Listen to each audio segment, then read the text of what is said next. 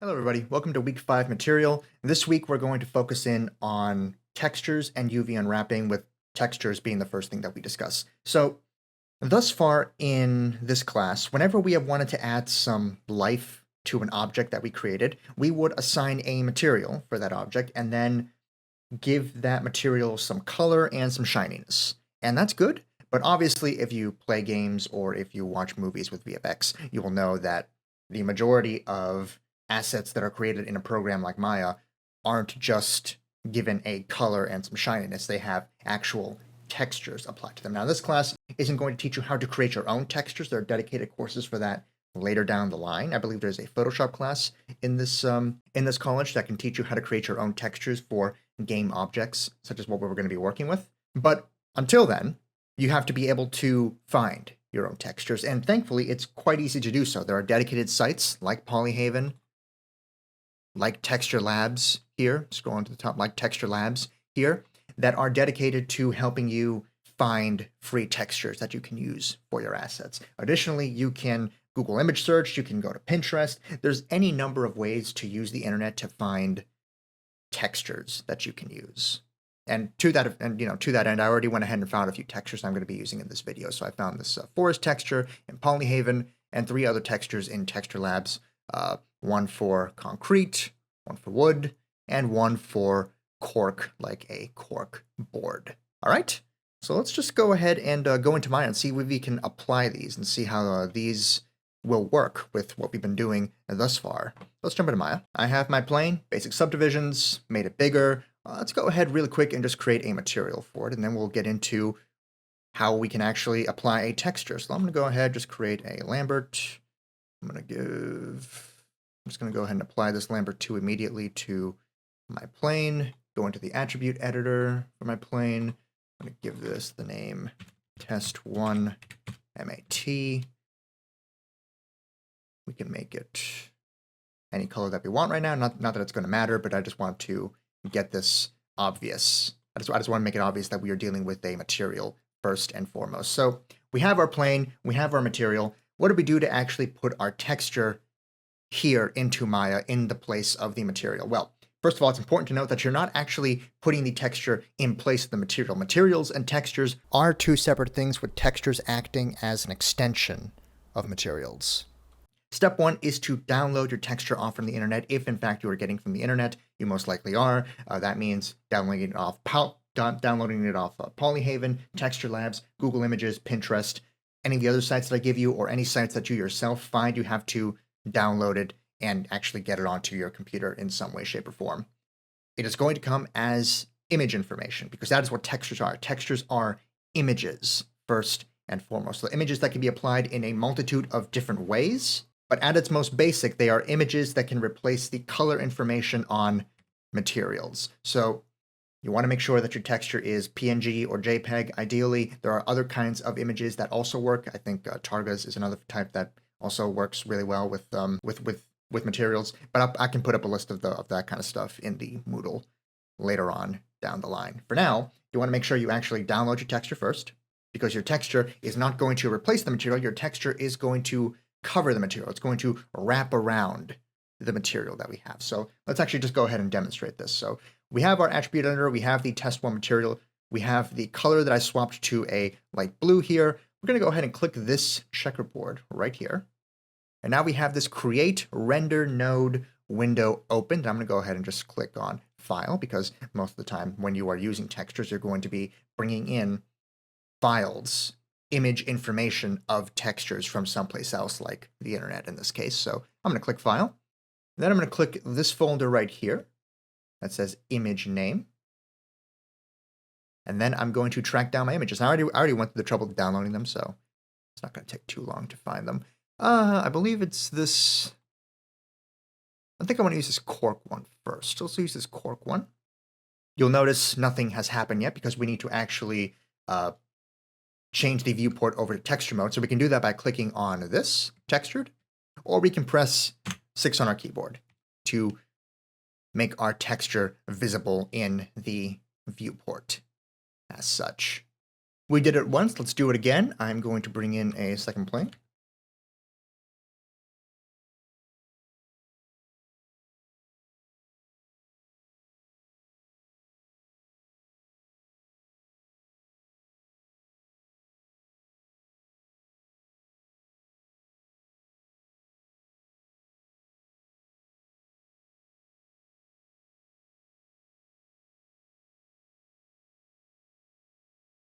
we can see that our material viewer in the hypershade, the texture has wrapped around as such. And if we go down and look at our actual viewport, we can see that our plane has also taken in that material, that texture, I should say. Let's do it one more time.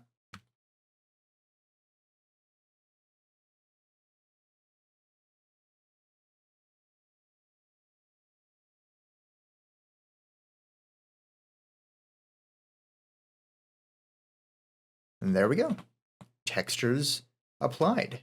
Continuing on, let's say I didn't like this cork one, this original cork one that I made, and I wanted to change the texture. How would I go about doing that? Well, I can select the plane. I can go into my test one material. I can click on this black arrow. So instead of this checkerboard, now that we actually have a texture applied to it, I can click this black arrow here. I can go to the folder, and I can just assign a new material. In this case, I don't know. What do I want to give it? Oh, you know what? I can give it the forest ground. There we go. From Polyhaven. I can assign it that instead. That is how you can switch textures. You can also break the connection completely if you want to, just by right-clicking, breaking the connection, and now it's back to just being a regular old Lambert for test number 2. But in this case, I'm going to go ahead and quickly add back that texture in. So let's go ahead, double-click, concrete. There we go. What else do I want to do for this very simple introduction? Oh, let's bring in some cubes. Let's bring in a cube. Bring in torus. And let's bring in a sphere. And let's assign these materials to these primitives. So for this one, I'm going to go ahead and just go into assign existing material, test 1. There we go. Assign material, assign existing material, I should say, test 2 for the concrete. And assign existing material, test 3 for the wood. There we go. We get some very interesting results now that we have fully 3D objects taking in these textures. Notice the seams. This is something we're going to talk more about in future videos, but notice the seams where the texture ends and loops back around to the other side. Textures are basically images that wrap around an object. The more seamless the ends, the more natural it's going to look when you reach edges of objects. This ground, for example, has been very well textured because the seams are a little bit more difficult to spot here in some spots as compared to something like this torus, where you can very, very clearly see the line where the texture ends and then loops around to start over, to start over again. Same thing with this wood here. You can see where the seam exists, but part of the magic of adding in textures to objects like this is to hide those seams, to make those seams unnoticeable, whether through composition, just by placing objects in such a way where no one's ever going to see the seam, and thus it looks very seamless, or by working with the textures and the UV mapping in such a way to eliminate these seams completely, which is something that we can worry about in future videos. For now, I just wanted to show you the basic process of actually applying a texture to a material, and that material being applied to a object. Okay, one last thing before we wrap up this video. I went ahead and just created a new scene, plane, cube. They have the same material with the same texture. This texture is actually of my desk that I took a picture of. Let's actually go ahead and crack open that original texture right here. This is the original picture I took from my phone. We can see the dimensions, 3468 by 4624. Before I actually used this texture in Maya, I went ahead and opened up a program called GIMP, which is an open source version of Photoshop. Maybe I can put a link to that in Moodle if you want to. Essentially, I put this picture into GIMP, into some sort of image editor, and I went ahead and made it a perfect square. It's 2048 by 2048. This is the version that I actually used in Maya itself.